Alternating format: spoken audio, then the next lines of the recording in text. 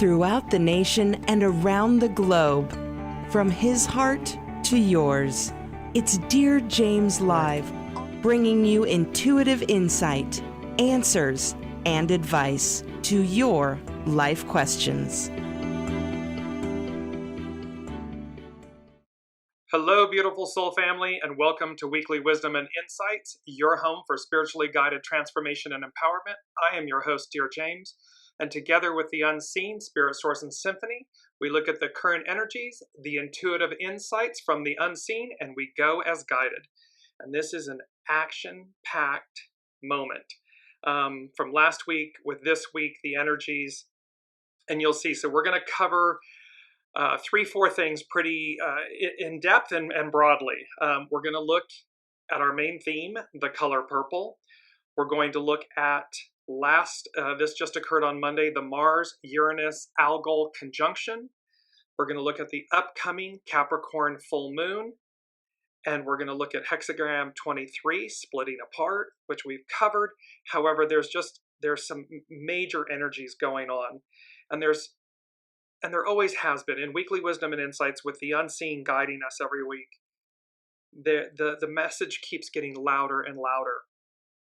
And you may ask, what is that message? Well, to align with your soul source connection and to make a choice about the life you wish to lead, the world you wish to live in, because from August of 17 with that eclipse, and then the bookending one that just occurred this year, 7 years later, that message of we're drawing a line in the sand, you're being seen, you're being counted, and how our choices, our words, our actions, and how we lead matters and is defining. And so welcome, Olivia. As you're joining, place in the comments a hello, and remember that we incorporate your comments and questions throughout the broadcast. So we've got a lot to jump into. We are going to start. Olivia is just saying, last week, didn't you say that you kept hearing boom, boom,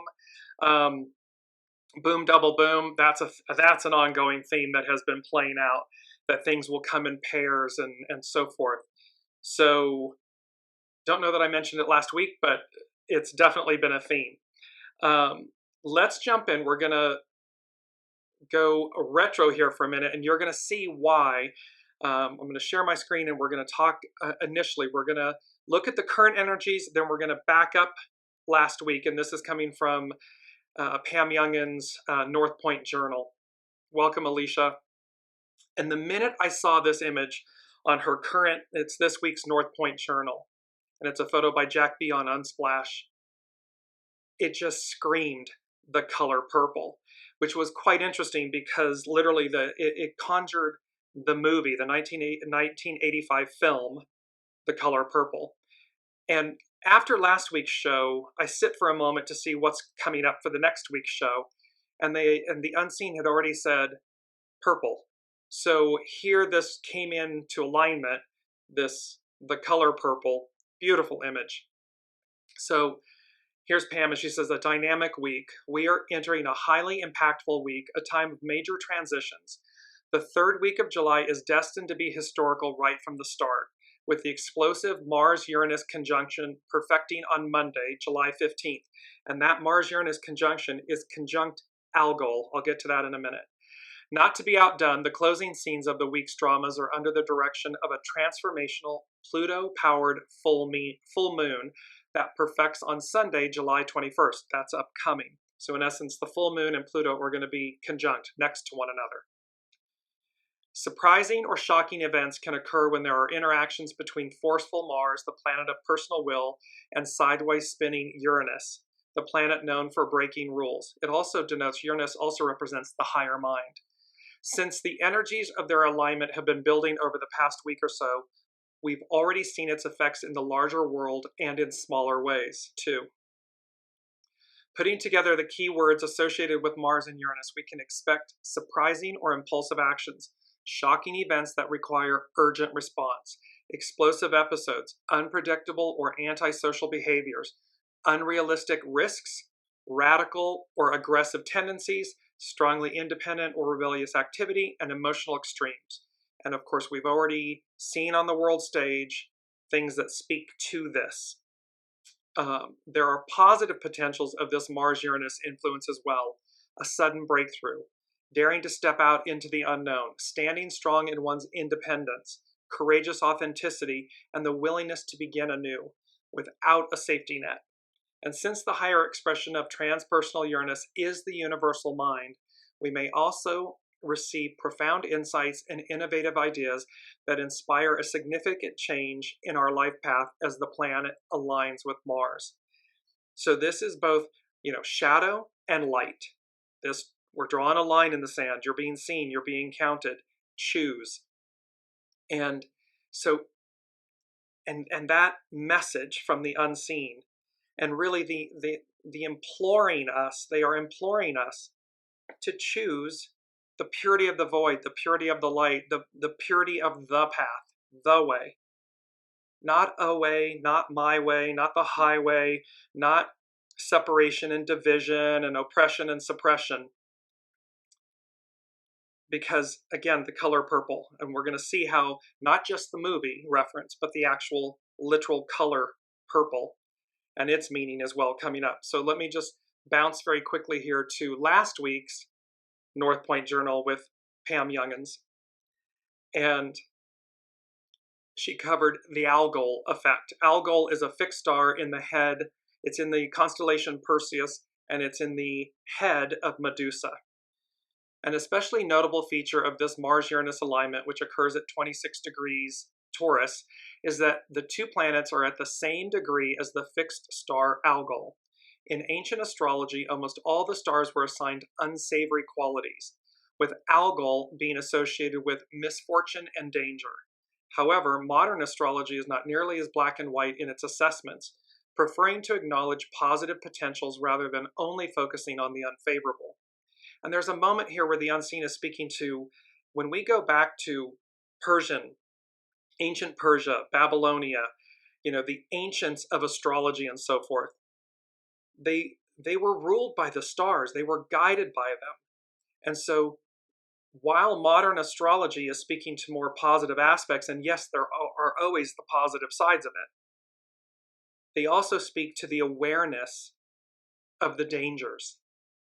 And so again, how do you take something that's negative and utilize it in a positive manner, meaning to see its messages, its warning, its negative, so that we see its contrast. The fixed star ALGOL is located in Medusa's head, part of the Perseid constellation. While most of us may be familiar with the myth of Medusa and how anyone who looked upon her face would be turned to stone, there is more to the story. Medusa was a beautiful priestess who served in the temple of the goddess Minerva. After Medusa was violated by Poseidon, Minerva blamed her for what happened. She put a curse on Medusa that turned her hair into snakes and took away her beauty. It was after this transformation that anyone who looked upon Medusa's face was turned to stone, even after the priestess was beheaded by Perseus. But Medusa's myth has an intriguing twist at this point. When she was killed, the winged horse Pegasus flew out from her body. This symbolized immortality, the embodiment of the divine, and the ability to master both earth and sky. It is from this turn of the story that we derive the positive attributes of the fixed star ALGOL. These include strength, confidence, and the power of the feminine, the ability to rise above victim consciousness, magical transformations, Pegasus, and the development of spiritual abilities. So, and this is from astrologyking.com regarding the Mars-Uranus ALGOL conjunction. And it says, this conjunction will cause exciting events. Positive aspects could bring sudden promotion and success, while challenging aspects could bring unexpected danger. Fixed star ALGOL at 26 degrees, 30 arc minutes Taurus adds determination, courage, and fearlessness, but increases the risk of impulsiveness, accidents, and aggression. ALGOL causes misfortune, violence, decapitation, hanging, electrocution, and mob violence. This combination could cause sudden assaults, military attacks, explosions, and assassinations. So with all of that, this Mars-Uranus ALGOL conjunction, I was sitting there listening, and the unseen said, looking back no longer, no more, look away. So the unseen here is talking about the past, where we've been. They're saying, look back no longer, no more, look away. And of course, it instantly conjured that when you look at Medusa, you turn to stone. So, and they're saying, look away. We're not returning to the past. We are welcoming, meeting, greeting, and ushering in the future. And that is equally true of ourselves, literally ourselves, and the greater whole of the whole. Because, again, the arc of destiny moves forward. We are not going back. It may look that way, but just imagine this. If you were able to just like turn the dial back, why would we go back and repeat? The whole point of bringing up Pluto retrograde is bringing up the things that have been hidden. Not so we go back and repeat them again and relive them or freeze time, but to transcend them, purify them, release them. It's not to hold to them. It is to move forward. However, in moving forward, we learn from our choices. I don't use the word mistakes because everything is a choice. So we utilize our choices from the past to navigate our future path, our future destiny. We don't go back and relive it. So with this Mars-Uranus ALGOL, looking back no longer, no more, look away. We move forward. Now let's move into our main theme because it's so beautiful. And here is this exact same image. I saw it, as I said, with Pam Youngin's North Point Journal. It immediately spoke to me about the 1985 film, The Color Purple. And the unseen said, The Color Purple, and Arousing Thunder. So in essence, this Mars-Uranus ALGOL on Monday the 15th of July and the upcoming Capricorn full moon on the 21st of July. The Color Purple and Arousing Thunder. A lot action-packed. This action-packed moment, energy, moment in time. And so as we look at The Color Purple, it's from the 1985 film, and it was directed by Steven Spielberg. It had an incredible cast: Whoopi Goldberg, Danny Glover, Oprah Winfrey, Margaret Avery. There's so many. The moral of the story for us about that image, The Color Purple, was that the story, the film, and it was based on the book by Alice Walker. It was about domestic violence, incest, child sexual abuse, poverty, racism, sexism, shadow elements, deep shadow elements. And yet, it triumphed. It was equally, if not more, about hope, faith, courage, strength, liberty, freedom, forgiveness, redemption, reconciliation. There were so many beautiful attributes in this film about overcoming the shadow, overcoming the past, overcoming oppression, suppression, enslavement. And the unseen has been talking to us over and over and over again about exodus, deliverance, revelation, deliverance, going from enslavement to deliverance, liberation. And so and this is epitomizing. So if you haven't seen this film, go watch it. If you have seen this film, go watch it again, because the message here is about overcoming the moment, the time, circumstance. And again, micro, our individual lives; macro, the whole of the whole, the moment, really the eon, because we're in it's not just a limited finite moment. In current world affairs, it's like and this was done, the film is based on the early 1900s. So pre-women's suffrage, pre-women's right to vote, pre-civil rights, pre, gay rights, pre-rights. And so we look at this, and then let's look at the color purple from a biblical standpoint, because it's referenced, I believe, close to 50 times in the Bible. And it says in the Bible, purple holds significant symbolism and is associated with royalty, nobility, remember, noblesse oblige, nobility, and sacred priesthood. There are various shades of purple mentioned, each with its significance. One notable shade is royal purple, a deep and rich hue representing power, dignity, and wealth. It was highly sought after during ancient times and reserved for kings and nobles. The Roman emperor's robes were often dyed in this regal color. Another shade is violet, a lighter and softer purple. In the Bible, violet is linked to the tabernacle and the priesthood. The curtains and veils of the tabernacle were made of violet fabric, signifying the separation between the holy place and the most holy place. It also represented the sacred and spiritual aspects of worship. In all its shades, purple conveys a sense of majesty, authority, and holiness. It symbolizes the connection between earthly power and divine authority. It serves as a reminder that God's kingdom is the ultimate source of royalty and nobility. In Christian theology, purple is often associated with Master Jesus as the King of Kings. It represents his sovereignty and authority over all creation.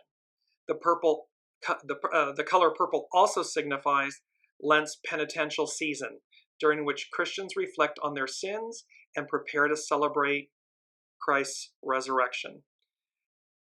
The color purple, an arousing thunder.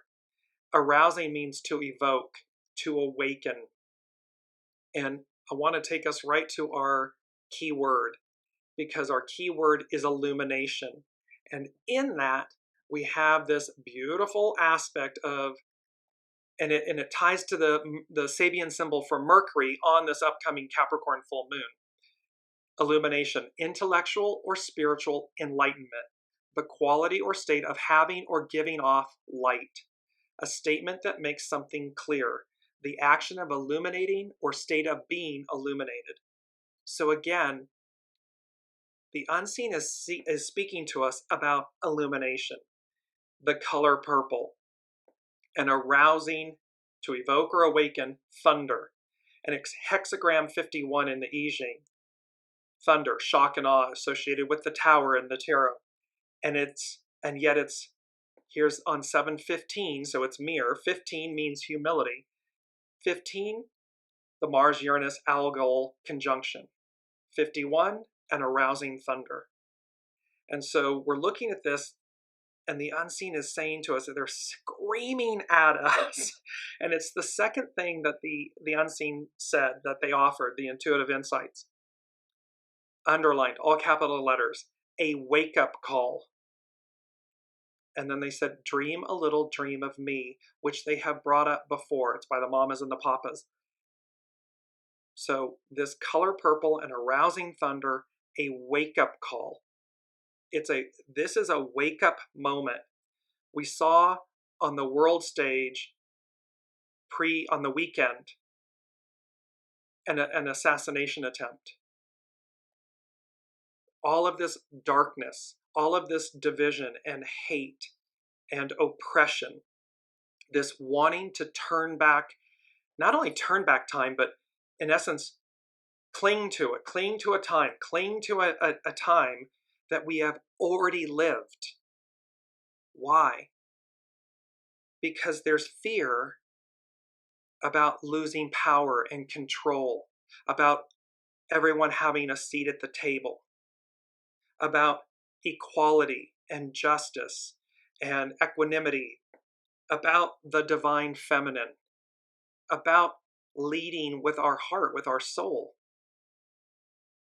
Compromise, collaboration, unity, coming together. There's references in the Bible, we are only as strong as the weakest among us. So this oppression and suppression and clinging to control and everything, that's not power, that's not strength. It's brute force. It's the least among us because it's the shadow aspect of it. It's the least among us because it oppresses and suppresses and divides us.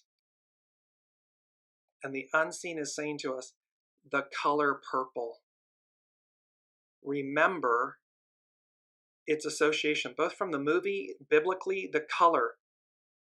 It's reminding us of our nobility, our divinity, our strength, our courage, noblesse oblige, our obligation to care for one another, to care for ourselves in a manner that uplifts us, that raises us up. Getting a little tongue-tied there. So we have this wake-up call. And then in the movie from 1985, The Color Purple, there's this beautiful moment. And there's a song, and it's called Maybe God is Trying to Tell You Something. It was written by Quincy Jones. And in the movie, the character Shug Avery is singing it. And there's a line that says, "Speak, Lord, speak to me." So in essence, the unseen, the all that is, God, Allah, Buddha, the symphony, may be trying to tell us something. No maybes. They are trying to tell us something. They are trying to wake us up before it's too late. They are imploring us to choose the purity of the void and the purity of the light, to choose to usher in a future with joy and excitement, with anticipation. It may be unknown to us. It may scare us. It may cause us to want to cling to something that we know, the past. But we don't. Who wants to relive the past? We've already been there, done that. We've already done it.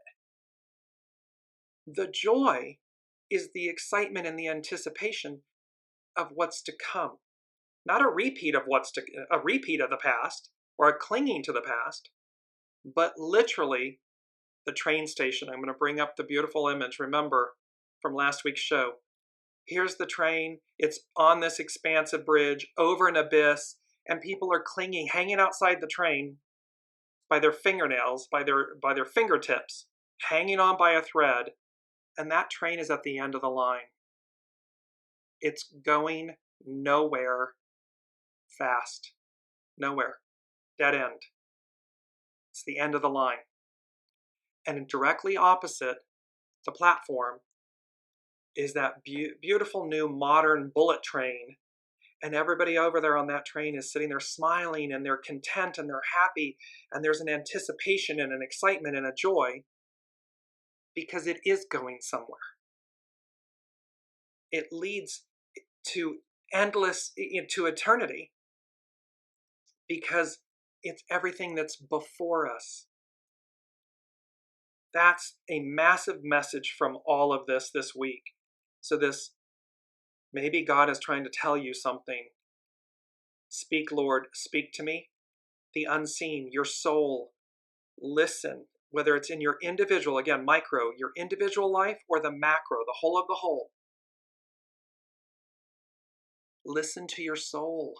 Listen to what your soul is imploring you to do, not do, to undertake, to rise to,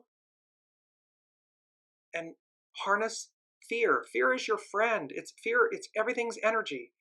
So fear is simply energy. How do we interact with it? How do we harness it? Not to immobilize us, but to propel us forward, to refine us, not define us.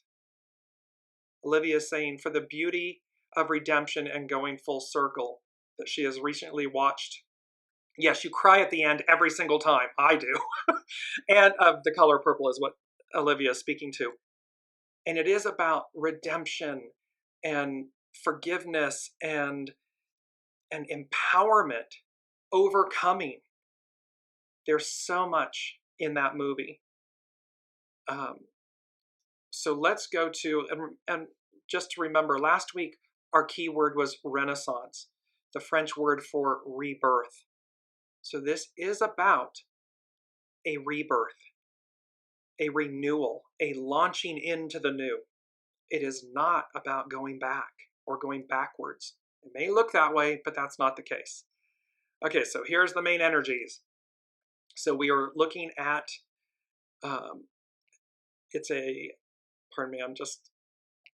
here we go. So it's a 7-month, all month long, armies and legions, correct discipline, taking the right actions, the right steps at the right time, and we have everything we need.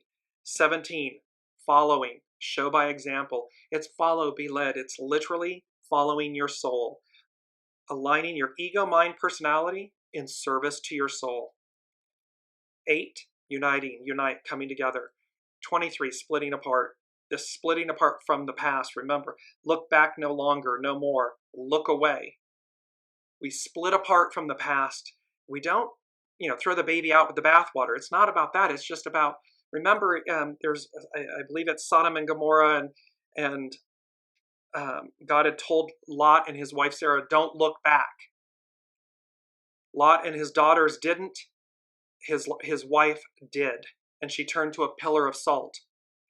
Medusa, when you looked at it, you turned to stone. So there are references where when you look back, or when you try to go back, retain the past, hold on to the past, all these things, the message biblically, historically is, you turn to a pillar of salt, you turn to stone, you're toast.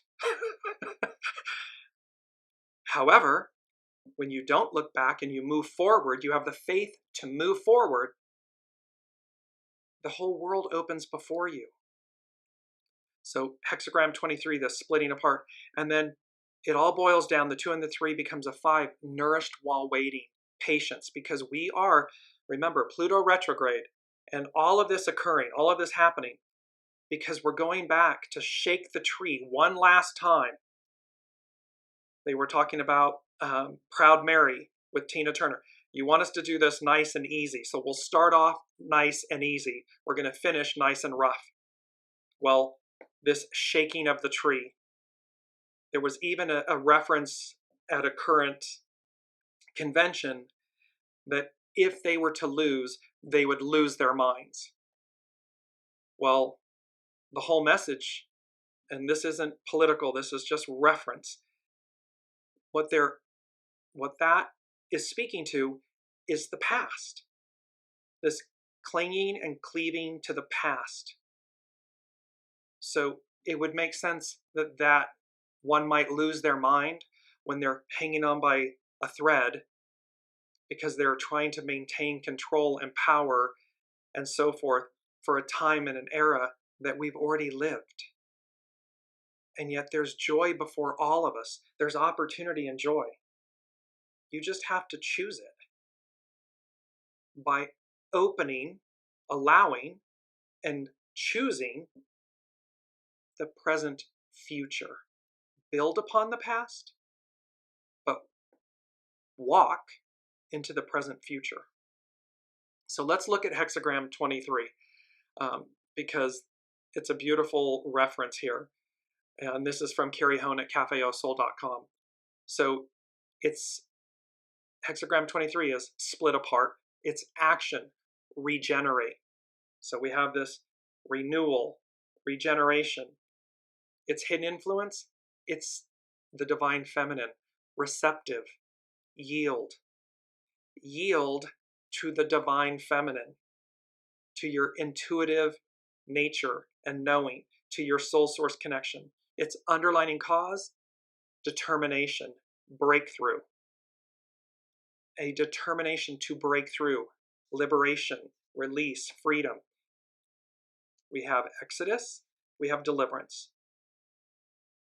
One of our first quotes, and it says, life is a quarry out of which we are to mold and chisel and complete a character.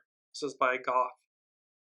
Well, beautiful image of a human's hand molding and shaping clay. We are molding and shaping not only our individual lives, but the world, the greater whole, the world that we live in. And it's, again, the unseen imploring us, what does that look like? What do you want it to be? Do you want it to be a world, and do you want your life to be a world of peace and harmony and unity and opportunity and goodness? All of these positive opportunities, words, energies. Or do you want it to be obstruction and oppression and suppression and all of this domineering shadow? Because the best of the divine masculine is strength, courage, leadership. The worst of it, its shadow, control, manipulation, fear, domination, oppression, suppression. What world, what life are you choosing? Because there's a wake-up call. God is trying to tell you something. We're drawing a line in the sand. You're being seen. You're being counted. And thereby, Olivia is saying light kills the shadow. It purifies it. Light literally purifies the shadow. It dissipates it. And it returns the void to its purity. So here we are, hexagram 23. There are times when disintegration or letting go is the only pathway to regeneration. Splitting apart, is a message about how things become stronger by removing outgrown elements. Pruning a tree allows its branches to become more luxuriant. In this situation, there is a need to release what is outworn or which no longer serves you so that you can return to a path that is more fulfilling. So we are witnessing and bearing witness to the past and what is diminishing and what is going, what is being released. You may understand that change must come while clinging to the illusion of what you need. The image of the train on the bridge over the abyss, hanging on by a thread, while clinging to the illusion of what you need. During the time, because it's an illusion of what you need. Key point. During the time of splitting apart, you will discover new life stirring beneath the mind's abstractions. Sincerity is the stirring of your authenticity. It is something which is shaped by feelings, not mind. The receptive, yield to the receptive. Your soul source connection is a feeling, it's a knowing. It's not a thought. It's not the mind. The mind may be looking for a breakthrough, but opening will occur in the heart. So again, your ego, mind, personality may be telling you you got to cling to this illusion of the past because I'm afraid. I'm going to lose control and power. I won't be who I am anymore. However, the intuitive knowing, the soul source connection, calm, true north, absolutely resolute, centered, innocent, pure, good, will lead you, will guide you, will deliver you. Because it is in concert with higher mind, God mind, Uranus, the higher mind. And here's Mars coming together. So here's Here's God, here's higher mind coming together, the best of the best of divine masculine coming together with higher mind, universal mind,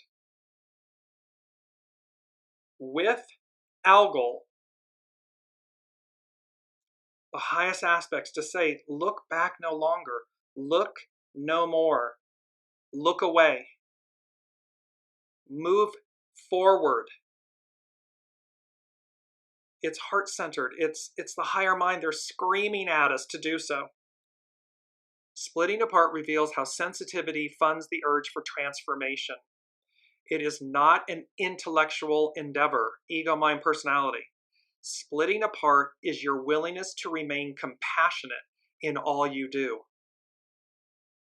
It's about being kind with ourselves, kind with others, as we split apart from the past, as we prune away what's no longer necessary or needed, while we mature, advance, regenerate, renew.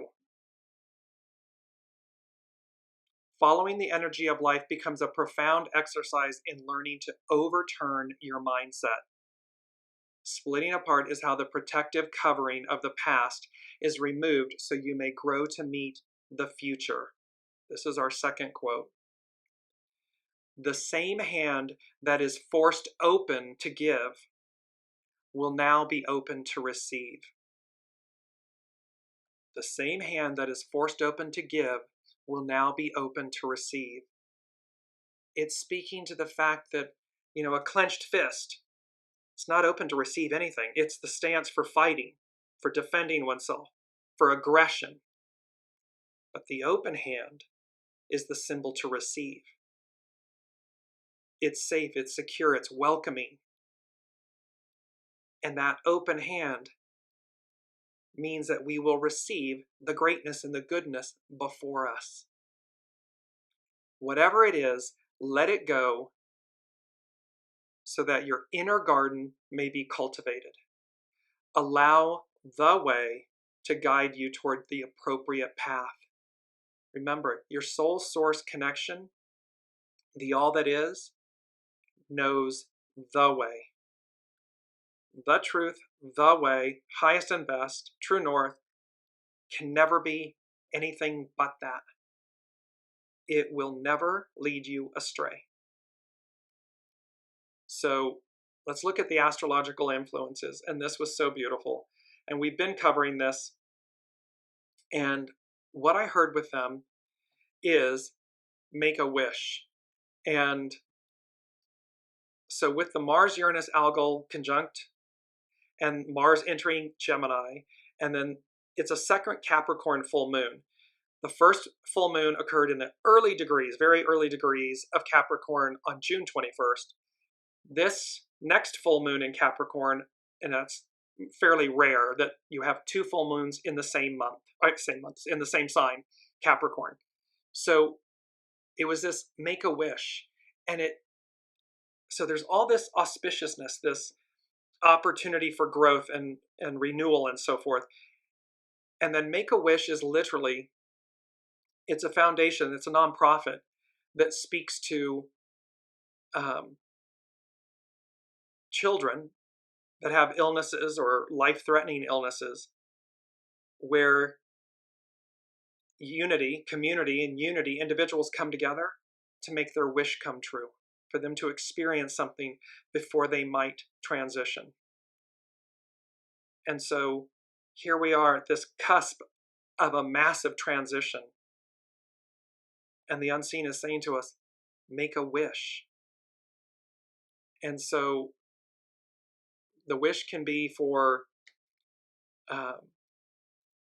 peace, for advance, for purity, for greatness, for forgiveness. Whatever it may be, make a wish. And with the Capricorn, with this second being the second full moon in Capricorn, it can also be associated with a blue moon. And it says every full moon, this is from yogajournal.com, every full moon carries potent energy. often signifying completion and culmination. But the blue moon, with its exceptional status, is believed to bless us with a touch of luck and enchantment. Make a wish. This cosmic rarity is often linked to heightened clarity and a profound connection to the divine, a window into the ethereal where our intentions can thrive, a window into the ethereal. This is representative of the symbol for Chiron, and you'll understand why in a moment, the Sabian symbol for Chiron. While the spiritual correspondence and intentions associated with the blue moon can differ based on various traditions, certain themes often emerge across cultures. It typically resonates with the concept of, of growth and wisdom, a time of second chances. Olivia, boom, boom. Second chances, and embracing renewed opportunities. A cosmic, quote, bonus round, if you will. So there is this opportunity for advance, for hopes and dreams and wishes. We only need choose it. Let's go to the astrological chart. And here, this is for the Capricorn full moon that's coming up on July 21st. And what you want to look at very beautifully is you have the opposition, because the full moon and Pluto are in the top left. They're conjunct at 29 degrees and 0 degrees, directly opposite, opposing the sun. And if you look at the bottom left, if there's another red line that is between Uranus and Venus. Well, Uranus and Mars and Venus. So, but we're going to look at two things that we've already mentioned. And the first one is the symbol for Chiron, because in the middle there's this beautiful blue X, like X marks the spot, and right at the blue X, it's directly across from the symbol for Chiron. Chiron's the wounded healer. And so what is this saying to us? What is the unseen speaking to, and what is the astrological chart speaking to? And so here with Chiron, it is, if I can get to it before I go over it very fast, sometimes a little too fast for my own good, so bear with me for a second. Here we are. Blown inward by the wind, the curtains of an open window take the shape of a cornucopia. Cornucopia, abundance. This is what we're talking about, abundance. Keynote, openness to the influx of spiritual energies. The principle of abundance is brought to further stage in this rather cryptic symbol. Physical fruition is shown operating at a more subtle and spiritual level.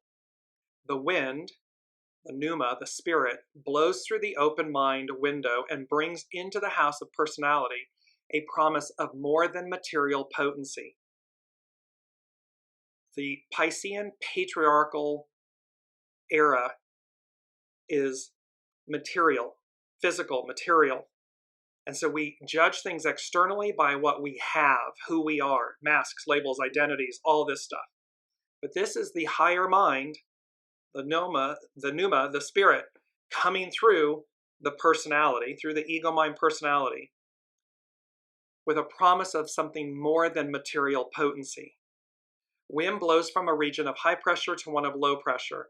As the window curtains are blown inward, the individual consciousness represented by the house is receiving a more concentrated influx of spiritual energies, enabling this consciousness to extend the scope of its awareness and creative expression.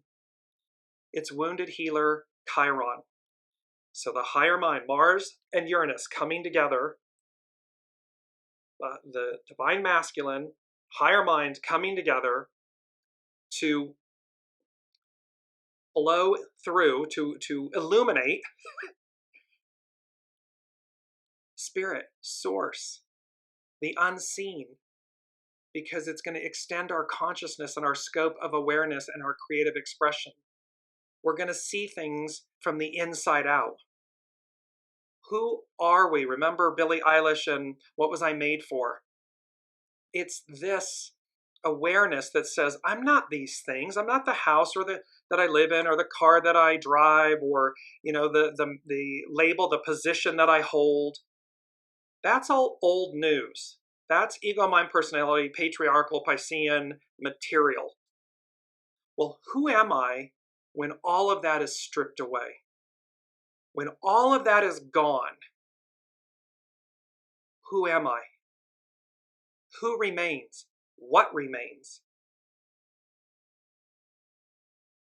It's there that you will find your true self, your true essence, your true character. What's at your center? It's the movie The Rise of the Guardians. This message applying to this fourth stage of the fivefold sequence is that inner growth demands not just an open mind, but one able to provide a container for a spiritual harvest. You've got to choose it. You've got to be willing to relinquish the past. You've got to be willing to move beyond your ego, mind, personality to receive the spiritual harvest of your soul source connection, your soul. The cornucopian shape of the window's curtains suggests that the subtler, translucent aspect of the mind, the curtains, has acquired a plastic quality, enabling it to be molded by transpersonal, the unseen forces. It means that you're willing to embrace change, opportunity, possibility. You are actively placing your ego, mind, personality in the sidecar. Remember the motorcycle in the sidecar? Allowing your soul source connection, your soul, to lead. Probably for the very first time. However, that's what's on offer, and that is what the unseen is screaming to us. And I want to go to the first thing that the unseen said, which is, I am that I am. This comes from Exodus 3:14. And Moses said unto God, Behold, when I come unto the children of Israel, and shall say unto them, The God of your fathers hath sent me unto you, and they shall say to me, What is his name? What shall I say unto them? And God said unto Moses, I am that I am. And he said, Thus shalt thou say unto the children of Israel, I am hath sent me unto you. Why are they saying this? Because for everyone that comes in awareness of these messages, the weekly wisdom and insights, the messages from the unseen, just like at the times of the Israelites enslaved in Egypt and the time of Moses, what the unseen is saying to us is, it's me. I am that I am. I'm delivering these messages to liberate you, to free you, to advance you, to move you forward. Is it effortless? Will we face challenge? I mean, they had the whole of the Egyptian army, the Pharaoh's army, coming after them. And yet the Red Sea was parted and they crossed, and then it closed upon those chasing them. They didn't take a direct route. They wandered about. Why? Because God was testing them, was testing their faith, was testing their tenacity, was saying, and every single time, here I am. You need water? Boom. You smite a rock and there's water. You need food? Boom, there's manna from the air. Everything you need. Legions, army, correct discipline. Everything you need is present. It's there. Are you doing what's necessary in concert with, in alignment with the unseen source, Yahweh, to receive what the promise is and was, which is the promised land, the land of milk and honey, deliverance? Are you doing it? Because there's a wake-up call. God's trying to tell you something. And here it is saying, I am that I am. Tell the people I am that I am. This is who is speaking to you. This isn't me, Dearjames. I'm not claiming in any way, shape, or form. I listen to the unseen and I tell you what they give me to tell you, the unseen.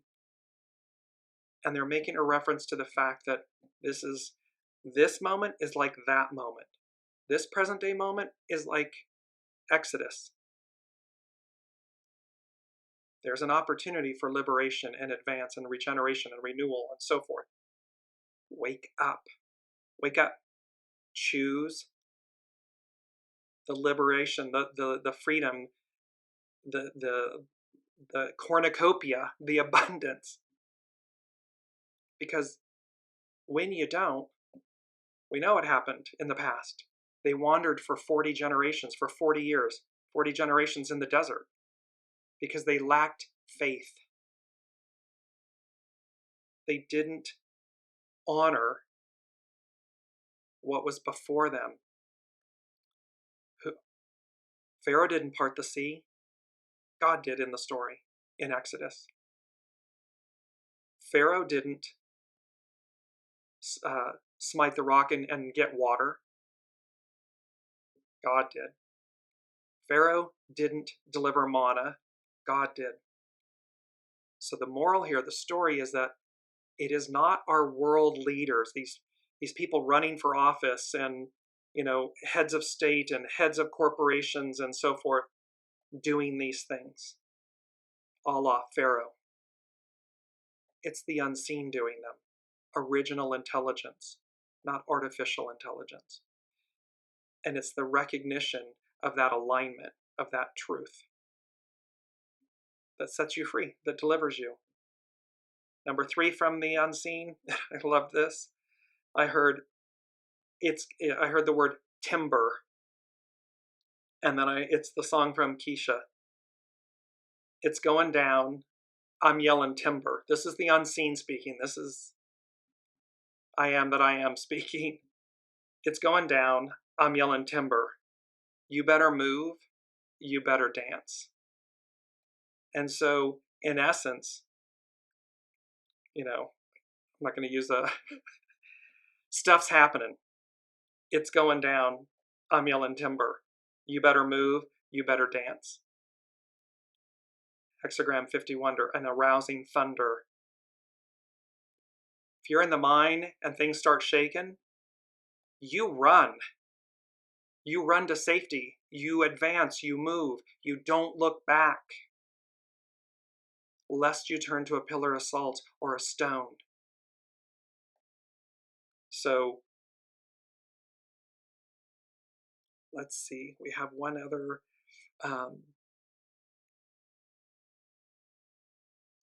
thing to cover, and I'm looking for it because I told you this is action-packed. There's so much here. There is so much here. I want to cover one or two other Sabian symbols really quickly. And this is so let's look at the moon. And again, this is Capricorn full moon. It's the second one. Make a wish, these blessings. The Sabian symbol, stain red year, and an astrological mandala. A secret meeting of men responsible for executive decisions in world affairs. You can't make this up if you tried. So the Sabian symbol for the moon on this upcoming Sunday's full moon, second Capricorn full moon. The keynote, the power to assume responsibility for crucial choices arrived at after mature discussions with those who share this power.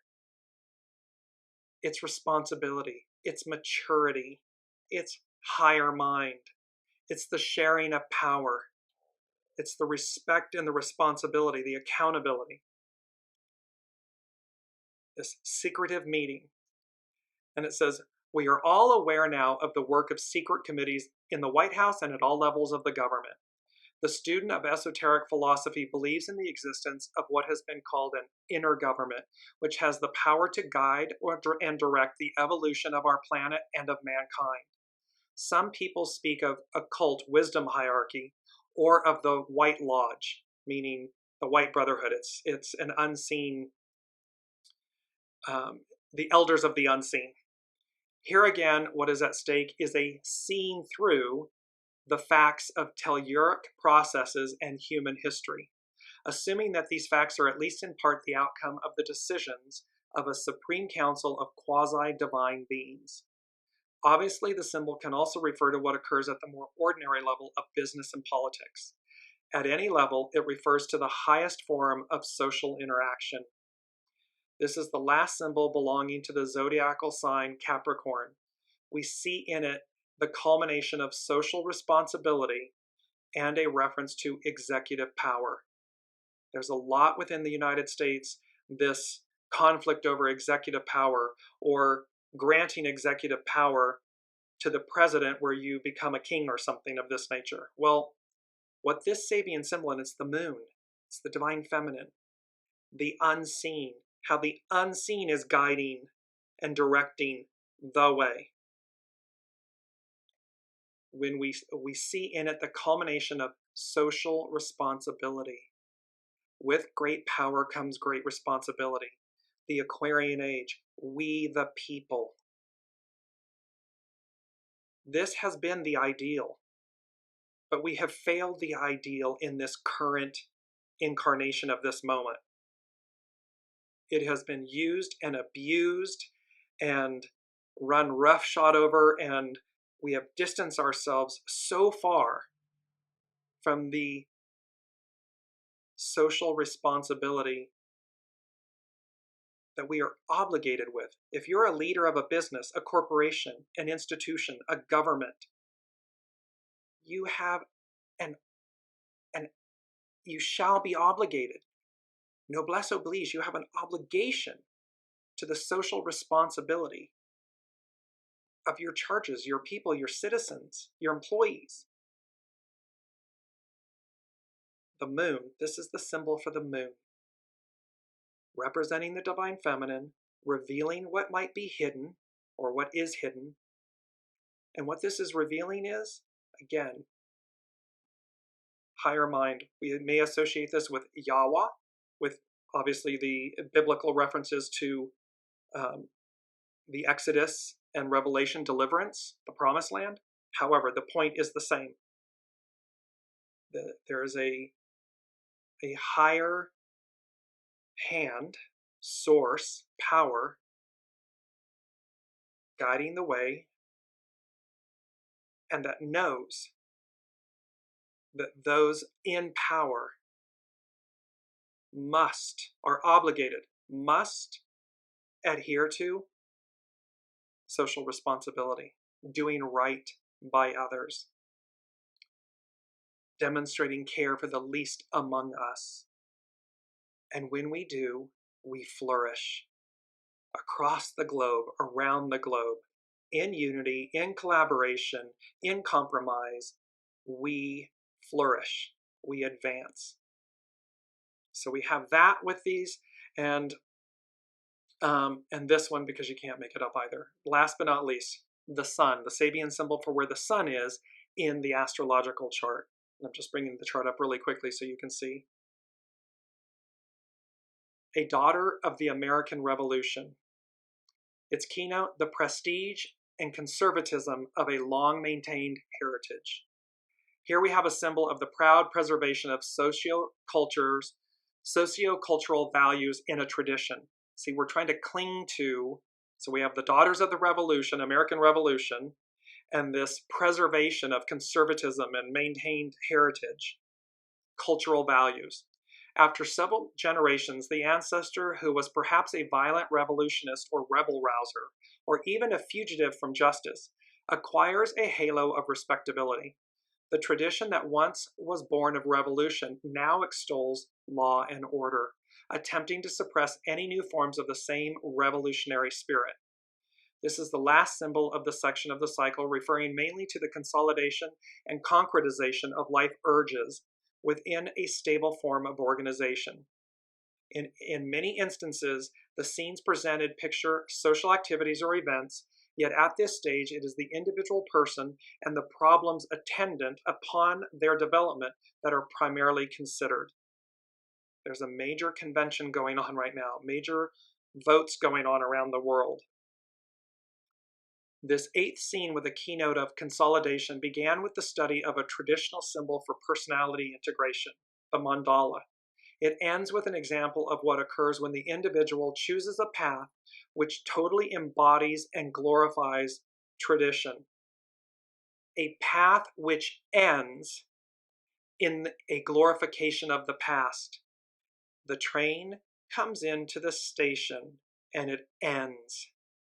A path which ends in a glorification of the past. When we are glorifying the past, we are not living in the present future. We are clinging and cleaving to an old way, an old era, an old tradition. Foregoing an open path, the way that delivers us. There were those Israelites at the time, after everything God had done, said, quote, we were better off with Pharaoh. So what they were saying to the Hebrew God, Yahweh, was, well, it's nice that you've done all of these things for us, but this is more difficult and challenging than what we knew, so we'll just go back and be enslaved, to be slaves under Pharaoh, because we know that's warm and comfortable and fuzzy. We have a good life there. Do you? Did you? Because the problem is, the one that Yahweh was leading them to, the promised land, the land of milk and honey, far outweighs, far surpasses, no comparison. They lacked faith. They lacked courage. They lacked determination. They lacked trust. The unseen is saying to us in this moment,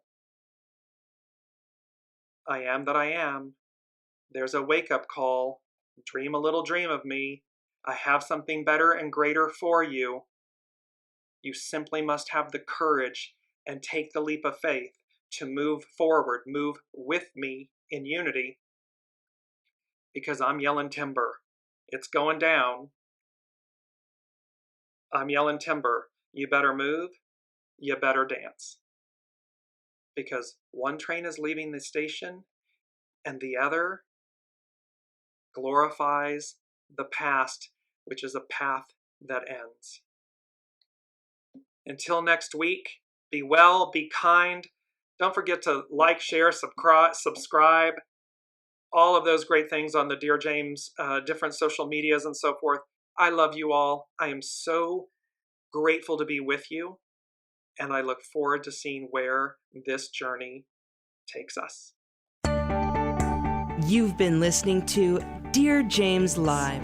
Gain intuitive insight, answers, and advice to your life questions and so much more by tuning in next week and visiting Dearjames.com.